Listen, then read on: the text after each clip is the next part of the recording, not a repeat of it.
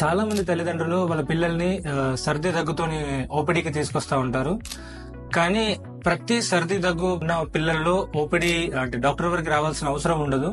ఎట్లాంటి సమయాల్లో compulsory hospital వెళ్ళాలి అని అంటే, పిల్లలు జలుబు దగ్గుతో పాటు అన్నం తినట్లేదు, నీరసంగా ఉంటున్నారు, ఊపిరి తీసుకోవడానికి ఇబ్బంది పడుతున్నారు, జలుబు దగ్గు రాత్రిపూట ఎక్కువ అవ్వడము, నిద్రలో నుంచి లేవడము, ఇలాంటి సిమ్టమ్స్ ఉంటే మీ పిల్లల్ని వెంటనే దగ్గరున్న పీడియాట్రిషియన్ని సంప్రదించండి.